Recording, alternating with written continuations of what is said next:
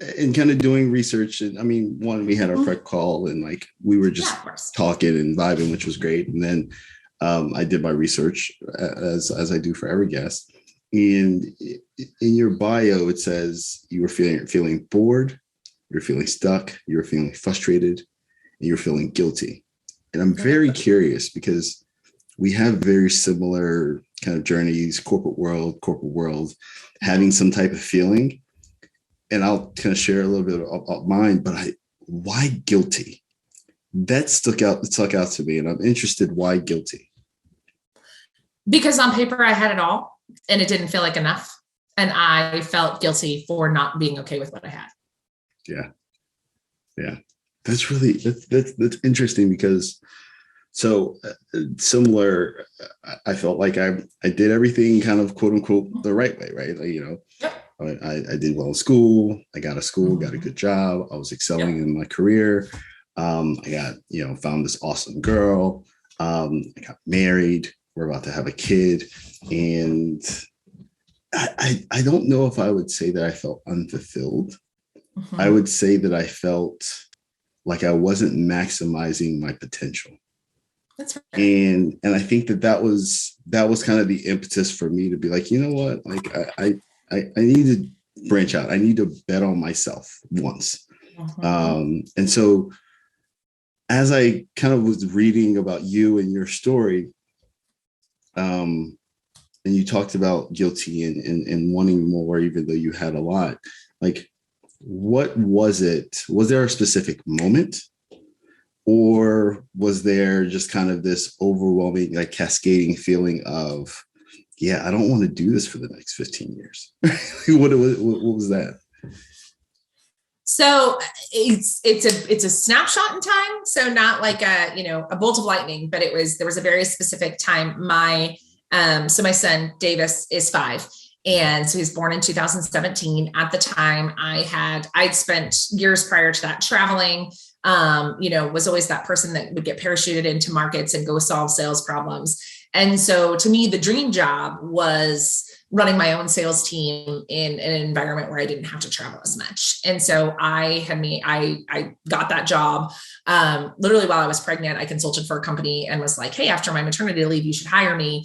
And they did. They brought me in as their director of sales. And I remember being excited to go back to work, right? So many moms will tell you the story of like, oh, I cried, on my first day back to work. And like, I had mom guilt over like not having mom guilt. I was like, woo, I get to like go use my brain. And I'm so excited to do that. And not that I don't love being a mom, but I love business and it's fun. So I go to work and I just remember like I would be sitting at my desk and I would look around and I was just like, I feel like I'm supposed to feel different about this, right? Like this is supposed to feel different.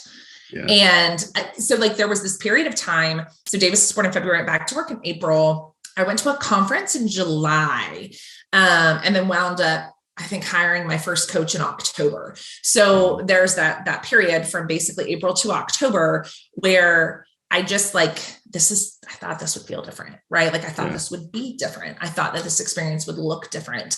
And so I just remember that snapshot of like what's missing happening. And in that time, there was very much that guilt of like, you have your dream job. Like I was sitting in this beautiful office that overlooked this like pond in an office park. I got to pick all of my own furniture, right? Like it was so fun. And that's where like the guilt came in of like, why can this not be enough? Like, why can't you just be happy? And that's really, I think, where the guilt came in. But it was that time period where I just remember, leaving the office on like a Friday and feeling so glad to be done. And never having had that feeling before. Right. So it was a period of time where I very much remember questioning everything. Right. Right. So where did the idea of entrepreneurship come? Like where at what point did you decide, you know what, I can't find a job that's going to give me the feeling, I need to go create it?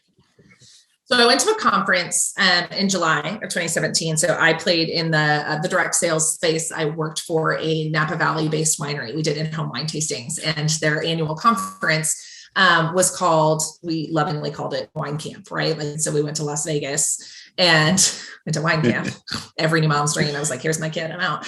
It was really great. And there was a speaker, Rory Vaden. He wrote a book, Don't Take the Stairs. Really good book. Obviously, as you know, as the keynote, we all got a copy of the book. And I went home and read the book. And his whole thing was like, success is not, it's like, I'm going to butcher it, but the gist of it is like, success is not earned, it's rented, and the rent is due every day. Right. Like that was kind of the whole messaging. And so it got me back on this personal development journey that I did early on in my career. Right. I read books and I studied and I just kind of got complacent. And so that book kind of inspired me to get back on that journey. At the time, we're building a house and we're living with my mother with my 4-month-old and 2 dogs. And so I am commuting from my mom's house to my office, which is like a 45-minute commute because they live like outside of town. And so I started listening to books. And I listened to the book, Jen Sincero's You Are a Badass. And she talks about having a coach and needing a coach. And even the best athletes have coaches, right? Olympic athletes have coaches, like, executives in Fortune 50 companies have coaches. And I remember having the thought of like, when I needed a coach was when I was like 25 years old, trying to figure out what to do with my life and not knowing where to go to get that advice. College doesn't ever really answer that question for most people. Your friends are in the same boat you are, and you don't want to go complain to your boss, right? Like, where do you go to have that conversation? And I'm in a space where my mother, while super supportive, she didn't have a wildly successful career. So I'm like, that's when I needed support and advice. And so that's really where the first idea was planted. I had no idea what to do with that idea until I connected with a girlfriend of mine who was launching a program or launching a community called The Free Mama, where she helped women start freelancing businesses. And so she and I had worked together in another life. We'd stayed connected on social media. She actually wrote the foreword of my book. Her name is Lauren Golden. And she was the first coach that I hired in October of 2017. And so she was, just several steps ahead of me and just opened my eyes to what was available as far as entrepreneurship. Because to me, I had sold advertising for 15 years. Entrepreneurship, owning a business was owning a brick and mortar business, right? It was owning a store. It was owning something like that. Like the whole idea of like service-based businesses and B2B businesses, that wasn't a space that I played in. And that's what really kind of opened the window. And again, it was like, oh, well, I'll be a coach for that. I knew that I couldn't be a freelancer. My attention to detail is just not that.